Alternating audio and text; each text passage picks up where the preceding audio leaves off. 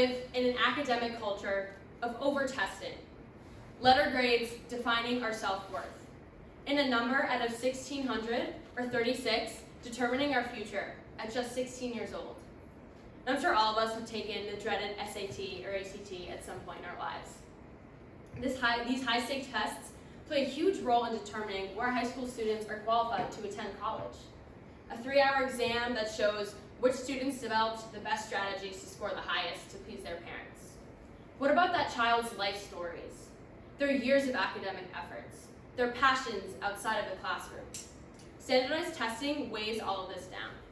It burdens students to prepare for a one-time, stress-inducing exam when they should be looked at as whole people and not number-producing robots. So today I'm here to convince you why we need to get rid of standardized testing as a part of college admissions. First, by explaining its racist origins, then by showing how it measures circumstances far more than it measures ability or intelligence, and lastly, showing how we can move beyond these bubble sheets. So first, how the SAT was developed with racist motives. So there was a lot of immigration to the United States in the 19th and 20th centuries, and white social scientists were concerned about non-whites coming in and infiltrating the nation's public schools. And this comes to us from the National Education Association. A 1923 book written by psychologist and eugenicist Carl Brigham called A Study of American Intelligence, he wrote that African Americans were low on the cultural, social spectrum, and he thought that this intermingling of non-whites and whites was tainting the education system in the United States. And he said that it was in decline because of this. So he was commissioned by the College Board in 1926 to develop the SAT. And he said that testing showed superiority of white race groups, preventing the promiscuous intermingling of new immigrants. So in 1926, the first SAT debuted for high school students, and it was later joined by the American College Testing in the 1950s, also called the ACT. So at this time period, it was believed that your ability and your intelligence were connected with your ethnic origin. So therefore, the results of such testing could then weed out people in college admissions that were of undesirable ethnicities that were called this at the time. So if you were African American or Hispanic, then you had a lower intelligence, and then you couldn't perform as highly on these tests compared to white middle class people, and therefore you couldn't attend college like they had the privilege to do. So this was an extremely racist and discriminatory method that enforced white supremacy. Professor Wayne Ayu from the University of Washington said, "The assumptive objectivity of standardized testing was thus used to scientifically declare the poor, immigrants, women, and non-whites in the United States as mentally inferior, and to justify educational systems that mainly reproduced pre-existing socioeconomic inequalities." So looking at some old SAT versus new SAT questions, on the left in red, you see some old ones which were still like math and English related, much simpler patterns. And then on the right, we see a lot more algebra today and reading and vocabulary with a lot of context. And although it seems pretty easy, like we could very easily fill in a number pattern like 1, 2, 3, 4, 5, 6, 7. At the time, people of lower class and these undesirable ethnicities couldn't even answer these questions, and they did not have the resources and privileges that white people were having, so they could not even score high enough to get into college like people that were so-called above them. So secondly, standardized testing measures circumstances far more than it measures ability or intelligence. It reveals things like your household income, your race, and your level of parental education before you, more so than your individual ability or intelligence. It reflects academic advantages that go with socioeconomic privilege any more so than a student's intelligence. 2019 data from the College Board showed that 55% of Asian Americans and 45% of whites scored a 1,200 or higher out of 1,600. Whereas for Hispanics and African Americans, those numbers were just 12 and 9%. So such an alarming difference by race alone shows a systemic flaw in standardized testing. Many upper middle class people can hire tutors. They can go for test prep programs, and this puts them at an advantage over people who do not have the money for such economies. And the test prep industry has become a $1 billion industry. And tutoring runs as high as $2,600 for 10 hours of one-on-one sessions by the Princeton Review, and this is according to MarketWatch. That's $2,600 for tutoring. For some people, that's a year of college admissions alone if they're in state or have financial aid. Sign me up to tutor. Students have to pay to even take the SAT itself. You also have to pay to send your score to colleges, and then there's this whole incentive to get this tutoring, to do better. It's a privilege that a lot of people do not have and have not had for years over time that really advantages upper middle class people. So this whole process is just one big money sucker that really disproportionately advantages lower class kids. Also, my second point, how it reveals circumstances, is that it reflects mastery in knowing different types of questions rather than any content or critical thinking. So the money that's spent for this test prep that kids are doing is to figure out these game-like strategies to answer questions, and a lot of tutors promote this game mindset. Like, how can you figure out the best strategies? What keywords can you recognize in questions to eliminate a bunch of answers, rather than actually showing any work? It's all multiple choice. You don't need to really think critically, according to these tutors.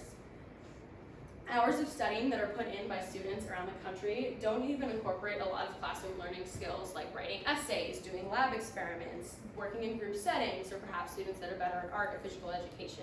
And this comes from a more holistic college application. And the University of Chicago Consultorium on School Research found that cumulative high school GPAs are far better predictors of college success than any single test score. On that note, let's look at how we can move beyond these bubble sheets. The pandemic was a significant factor in this test optional movement, which meant that for myself, I was part of the class of 2025, we did not have to submit SAT or ACT scores if we didn't want to, and this was largely because test centers were being shut down. I personally never got the chance to take the SAT just because COVID happened, no one could gather in these settings. But many institutions are continuing to respond to this long-held criticism of standardized testing. The University of California system, which has more than 300,000 students, this is like UCLA, UC Berkeley, USC, all the California schools, permanently eliminated standardized testing as a part of their college admissions. So not only are they not test optional, but they just don't even have the scores that you can submit anymore. Harvard as well has went test optional through 2030, and Boston College is also test optional through 2027. College applications should continue to reflect these skills, student skills like creativity, leadership, critical thinking, and collaboration. This includes other parts of the college application like portfolios, interviews, and personal stories, and it really emphasizes more holistic applications. Without test scores, letters of recommendation, personal essays, and extracurriculars will be weighed more heavily, and this is according to Harvard Graduate School of Education Professor Andrew Hell. So I demand we take the next step, move even past test optional, and just get rid of testing altogether. This would prevent inequities for people that did submit test scores versus those who didn't, and they wouldn't be treated unfairly if submitting one versus not. And the College Board has canceled SAT subject tests, which test individual things like math or history or geography, so there's no reason that the College Board can't cancel the SAT altogether. So if my student perspective isn't enough, take it from a director of undergraduate admission here at Boston College, Mr. Christopher O'Brien. My name is Chris O'Brien. I'm Associate Director of Undergraduate Admissions. This is our third year of being test optional for the undergraduate admissions at Boston College. The first year was purely out of the troubles with test centers and the difficulties that families were having in accessing the SAT.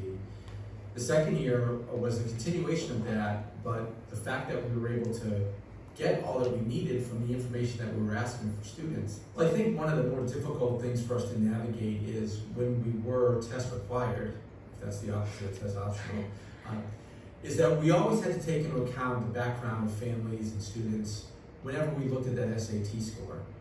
A student had an SAT score which was X, but they were first generation, they had no prep work, their high school was under-resourced. So we have the judgment in admissions to apply our professional judgment on any applicant, where they're from and what resources they have around them. And the most difficult thing to work with was how these students prepared for or resourced for the standardized testing. So we felt like there's enough data points, enough information in the application that without an SAT or ACT, we can still gather what it is that we need. And I think just the mere presence of an SAT or ACT average in our admissions materials was scaring some people off that could really add to Boston College culture and community. The freshman class, the class of 25, no doubt has members of that class that if we required testing, they would not have applied, not have been admitted, not enrolled. If it's just simply keeping this number off of our admissions materials, that's allowing us to grab students that are talented in far more ways than how they operate a number two pencil, We should be intrigued by that. So I think it should be something we consider, at least not emphasizing as much in our process.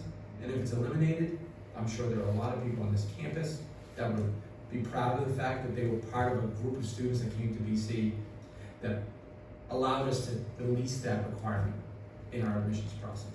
My name is Chris O'Brien. Okay.